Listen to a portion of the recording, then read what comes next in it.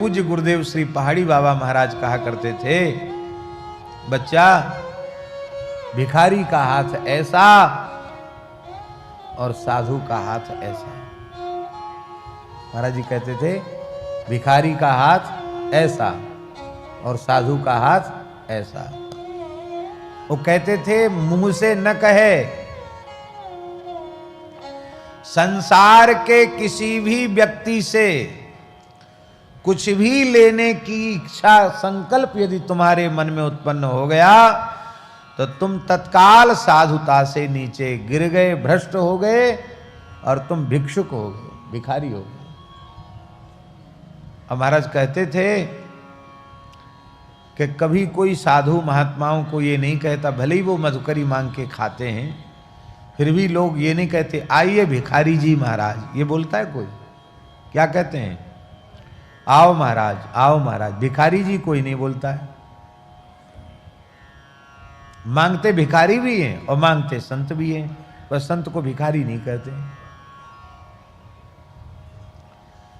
क्योंकि भिक्षान्न प्राप्त करना यह तो देह धर्म का पालन है, वो याचना नहीं है। लेकिन इस देह के लिए जो अत्यंत आवश्यक है, उस अन्न आदि की भिक्षा के अतिरिक्त कुछ भी लेने की इच्छा रखने वाला तत्काल अपने पद से, पथ से और पद से नीचे गिर गया। इसलिए किसी से कुछ लेने की इच्छा न करे। और महाराज अपने जीवन की एक घटना सुनाते थे बाबा। ये बात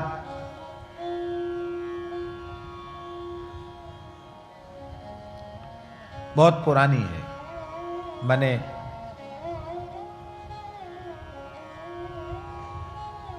अनुमान है लगभग सन 37-38 की बात होगी, 1937-38 की बात होगी। अंग्रेजी शासन तो था ही, और पहाड़ी बाबा खाकशोक आश्रम में पुराना मंदिर था और झोपड़ा बने हुए थे, उन्हीं में संतों के आसन थे। अब झोपड़ा बार बार बदलने पड़ते थे, बरसात के बाद फिर उसको सुधारना पड़ता था। और कुठार पक्का था और ठाकुर जी का मंदिर बस, और बाकी सब कच्चा था। तो कुछ भगत लोग आते थे ग्वालियर के और बार बार कहते बाबा कछु सेवा बताओ। तो महाराज जी के मन में आया कि चलें,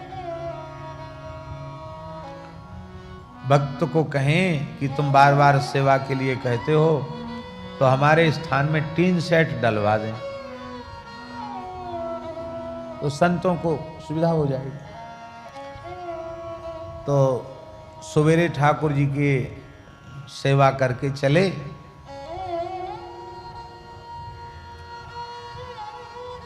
और पहुंच गए ग्वालियर।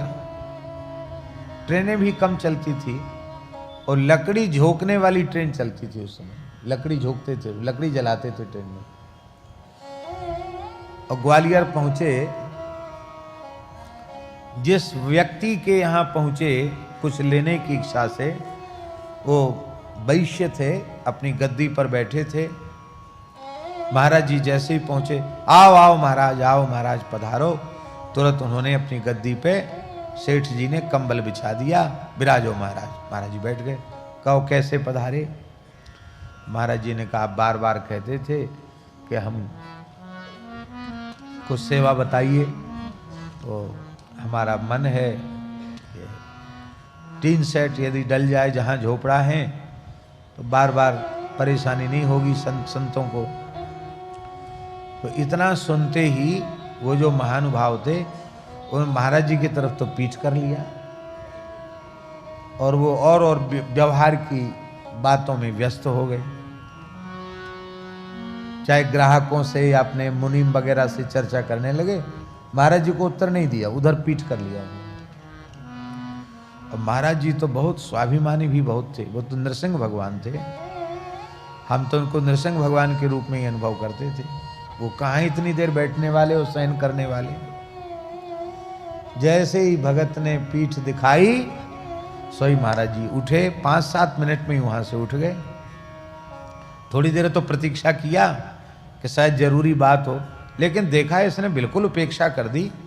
तो महाराज वहां से उठे और पैदल चल करके रेलवे स्टेशन पहुंचे। फिर रेल में जो भी रेल तैयार थी बैठ करके फिर मथुरा आए। मथुरा से पैदल चल के वृंदावन आए।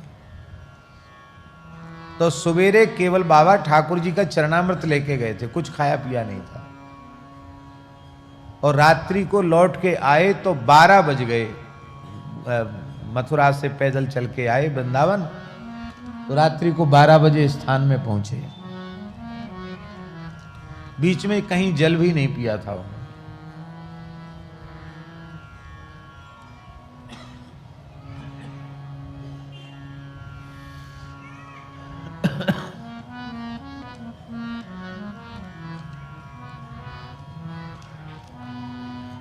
और आप विचार कर सकते हैं,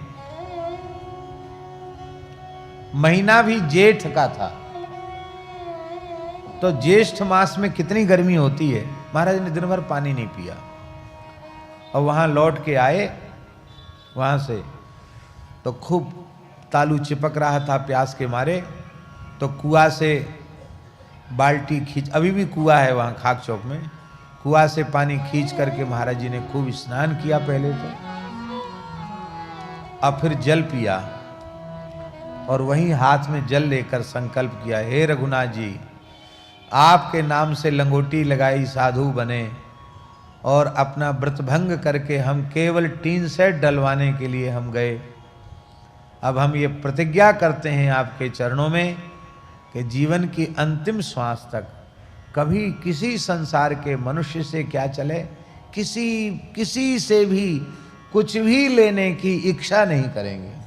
मांगने की बात तो बहुत, इच्छा ही नहीं करेंगे, संकल्प का ही त्याग करते हैं।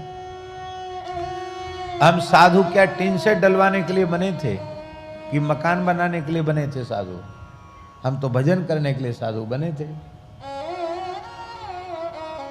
तो टीन सेट डले चाहे न डले, अरे पुरखा झोपड़ा में बीत गया जब जीवन, हमारा भी झोपड़ी में बीत जाएगा। टीन सेट की क्या जरूरत अपने को, न डले और याचना नहीं करनी। सो कहते जैसे ये संकल्प किया तो बड़ी शांति आ गई और जल पी के फिर विश्राम में चले गए।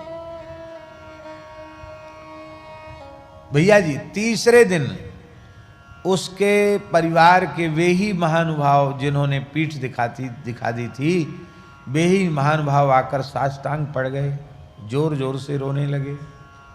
तो महाराज जी ने कहा, कहो क्या हो गया? अरे बोले महाराज पता नहीं आप क्या करे आए हैं, हमारे घर में सब मरणासन्न पड़े, लगता है कि अब कोई बचेगा ही नहीं हमारे परिवार में, सब बस चक्कर आता और गिर जाते हैं, बेहोश पड़े हैं, पता नहीं क्या हो गया।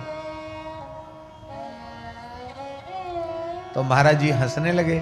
महाराज जी बोले, अरे राम राम, बड़े दुख की बात है भैया, तुम हमारे ऊपर शंका कर रहे हो, भगत जी तुम हमारे ऊपर शंका कर रहे हो कि हमने कुछ कर दिया। तो हमने कभी आज तक किसी भी प्राणी के अनिष्ट का चिंतन अपने मन से नहीं किया, और हम न कोई जादू टोना वाले हैं और ना हम तंत्र मंत्र वाले हैं, हम तो सीधे साधे राम राम करते हैं। तो अब राम जी की लीला राम जी जाने। हाँ ये बात जरूर है, इतनी बात जरूर है कि हम गए थे बड़ी आशा से और हमारी आशा पूरी भई नहीं, तो हमें बड़ी पीड़ा तो भई, दुख तो हमको हुआ, और यहाँ लौट के हमने पानी पिया, और लेकिन अब हम बड़े सुखी हैं। क्यों? हमने निश्चय कर लिया कि हमें कुछ करना ही नहीं, भजन छोड़ के दूसरा काम नहीं करना, अब किसी से कुछ मांगना नहीं है, इच्छा भी नहीं करनी है। बोला महाराज वो बहुत बड़ा अपराध हो गया महाराज हमसे, क्या करें, हमारी बुद्धि मारी गई, आप कृपा करो, हमें 2 हाथ जगह बताओ। हम कुछ टीन सेट में तो फिर गल जाएगा, पक्का बना देंगे, 2 हाथ जगह बता दो। महाराज जी बोले कि जो बनवाना है जिनको उनके पास चले जाओ, हमारे पास कोई जगह वगैरह नहीं है, हमारे जैसे वैसे ही ठीक है। सो रोने लगा, बोले इसका मतलब आपने हमको क्षमा नहीं किया, हमारे परिवार को प्राण दान दो।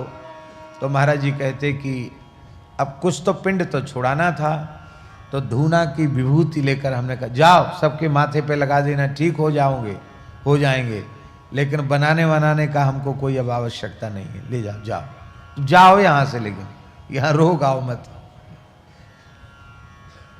कहते आश्चर्य हो गया, वो जाते ही कुछ वो भस्म लगाई, सब ठीक हो गए।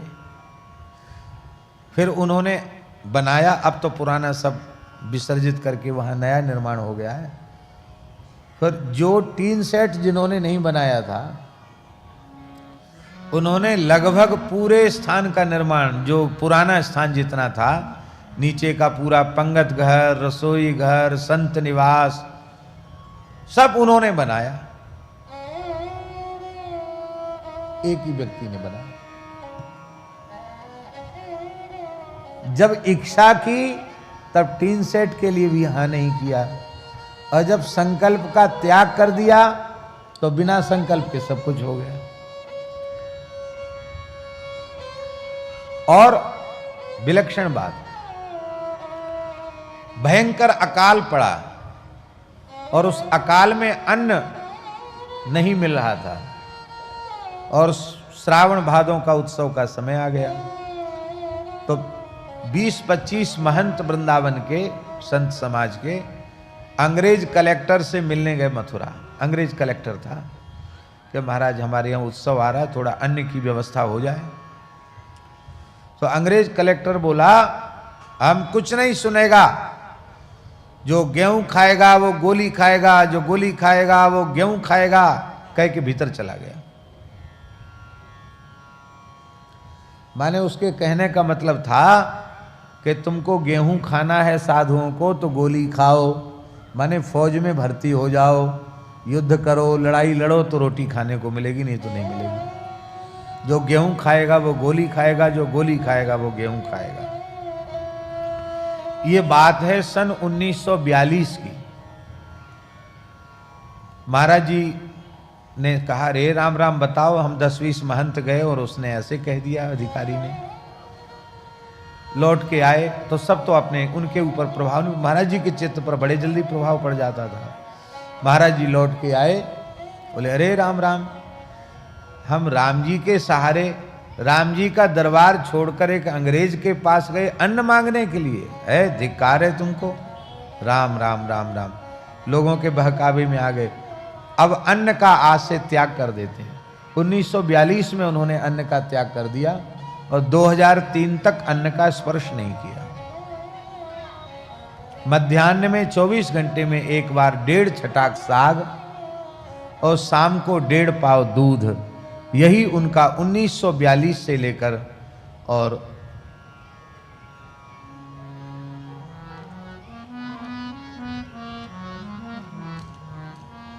2003 तक यही आहार रहा उनका। पाव भर से अधिक कोई वस्तु अपने पेट में कभी जाने नहीं दी। महान योगी राज थे और लगभग 125 वर्ष की आयु में उन्होंने भगवत धाम प्रयाण किया। आपने दर्शन नहीं किया? क्या कहना, ऐसा दिव्य स्वरूप था उनका, अद्भुत था।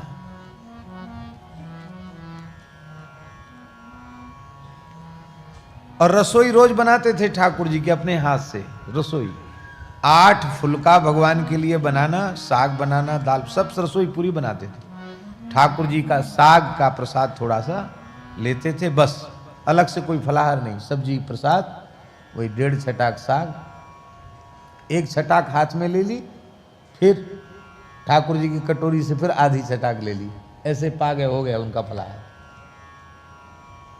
ये उनका फलाहार था।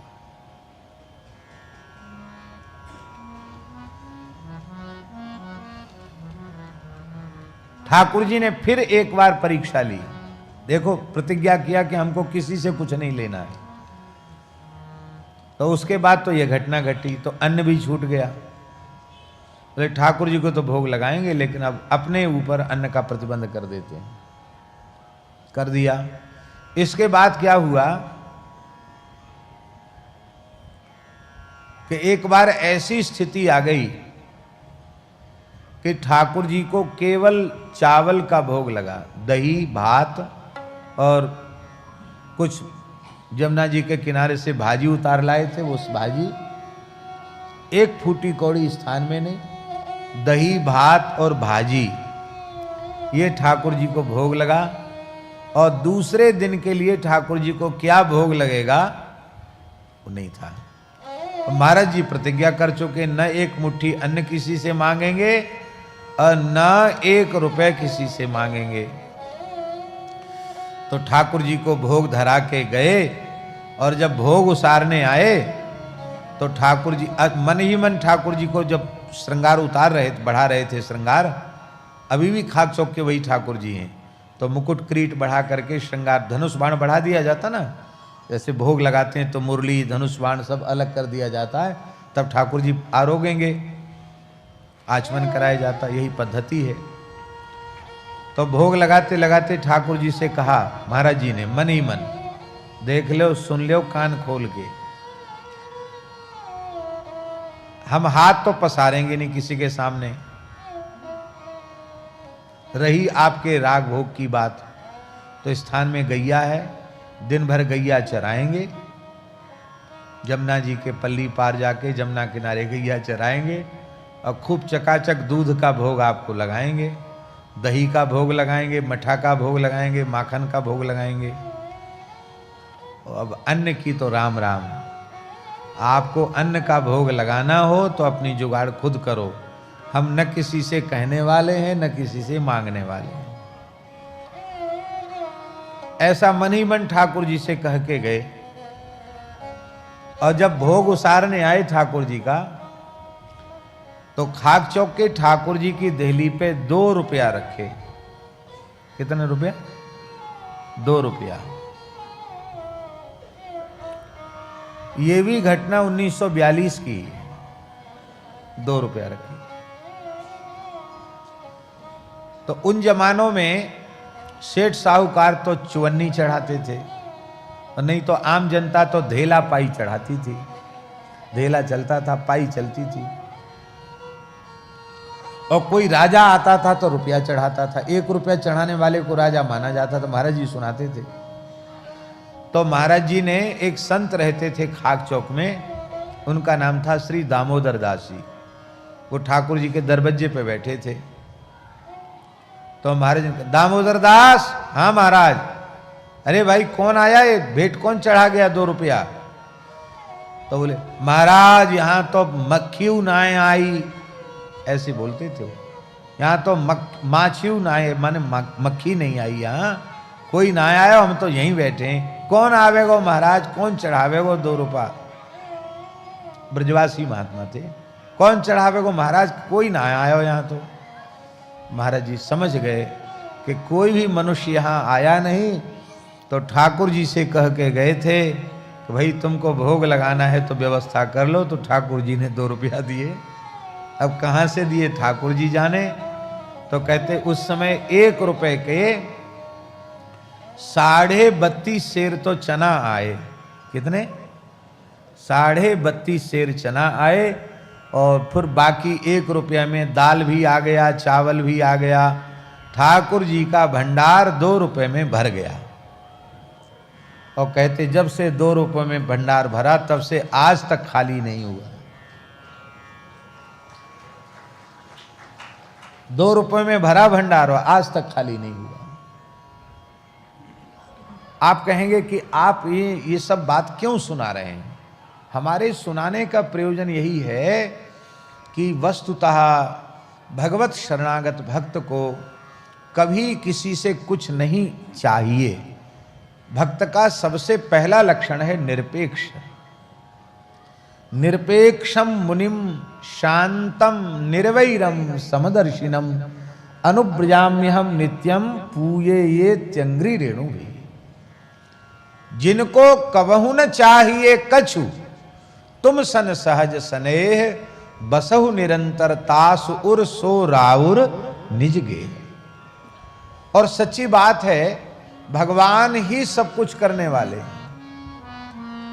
भगवान की प्रतिज्ञा है अनन्यास चिन्तयन्तो माम ये जनाः पर्युपासते तेषां नित्याभियुक्तानां योगक्षेमं वहाम्यहम्। मैं योगक्षेम का वहन करता हूं और भगवान ही योगक्षेम का वहन कर रहे हैं।